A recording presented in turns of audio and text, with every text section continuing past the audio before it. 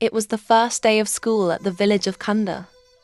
The golden sun hung high over the earth, casting long shadows across the dusty paths of the village school. In the distance, children ran and played, their laughter ringing through the air. But at the center of it all was a boy new to the school, Yugo. Yugo stood nervously at the entrance, his heart pounding in his chest. He had moved to Kunda from a faraway town, and everything here was so different. The sounds, the people, even the air smelled of something new, something strange. He wore a simple tunic made of cotton, his hair braided in intricate patterns, a reflection of his mother's traditions.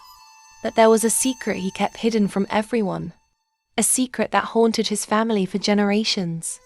As Yugo took a deep breath and stepped forward, he was met by a group of students, a mixture of laughter and mocking glances. His clothes were not like theirs. His accent was not like theirs. And his family, well, they were known for something far darker than anyone could imagine. In the classroom, Yugo took a seat in the back, hoping to go unnoticed. But it was impossible. The bullies were already eyeing him from across the room.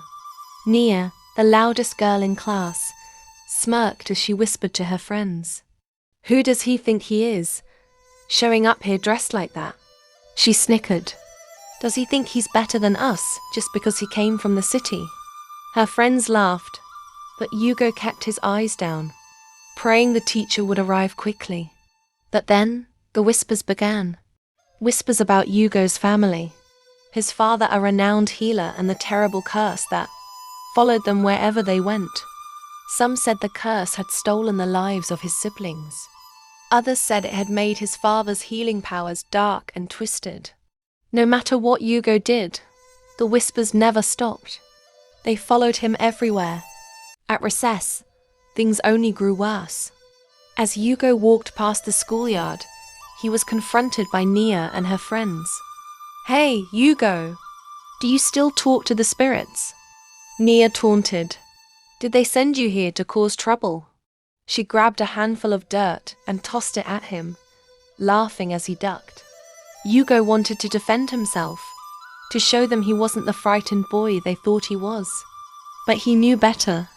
His family's curse was real, and if he wasn't careful, it would reveal itself and no one could stop it. As the group continued to jeer, Yugo felt the familiar pull of something ancient stir inside him. The winds picked up suddenly, swirling around him like an invisible storm.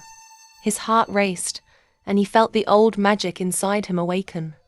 The last thing he saw before he ran off in panic was the wide, amused grin on Nia's face. She had no idea the danger she was toying with. That night, Yugo could not sleep. His mind raced with the day's events. Why had he reacted like that? Why had the winds moved on their own? Yugo sat outside his family's hut, his eyes staring into the dark jungle.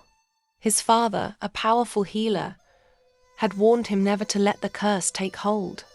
"It is a force beyond your control," he would say. "Once it is unleashed, there is no stopping it." But Yugo could feel it. It was no longer a distant whisper. It was a presence that filled his every thought. The next morning, as the sun rose over the village, Yugo realized that something had changed. A group of the bullies were missing from class. Rumors spread quickly. Their families claimed they had fallen ill, with no explanation. Was it a coincidence? Or was it the curse? Yugo knew he had to stop it before anyone else was hurt. The school was buzzing with tension.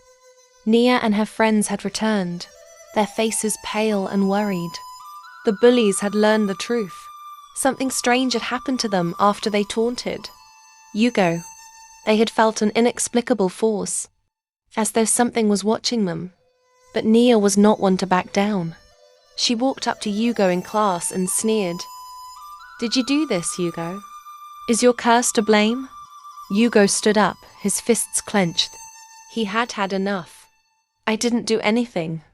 But if you keep pushing me, it won't stop. It's not me you should be afraid of." For a moment there was silence. And then The winds howled again. This time, no one could ignore it. The air grew thick with an eerie energy, and the classroom doors slammed shut. Nia took a step back, but it was too late. The curse had already been awakened. Hugo's heart raced as the cursed winds continued to swirl around him. He knew what he had to do. He stepped forward, his voice trembling but strong.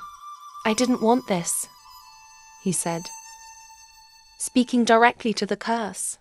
"I didn't ask for this power, but I'm not afraid of you." With every word, the winds grew calmer, the energy dissipating. The students in the room, once so hostile, now stared in shock. They had seen the power Hugo held, but they also saw the pain in his eyes. Hugo wasn't a villain. He was a boy burdened by something far beyond his control. The winds died down, the classroom door creaked open, and the bullies, Nia included, approached him. "We were wrong," she whispered, her voice shaking. "We're sorry." Hugo looked at her, his eyes softening. "You don't have to be sorry, but you have to understand my family's curse is real, and I'll never let it hurt anyone again." As the sun set behind the baobab tree, Hugo knew the curse was not something to be feared, it was something to be understood. And in that understanding, perhaps there was hope for redemption.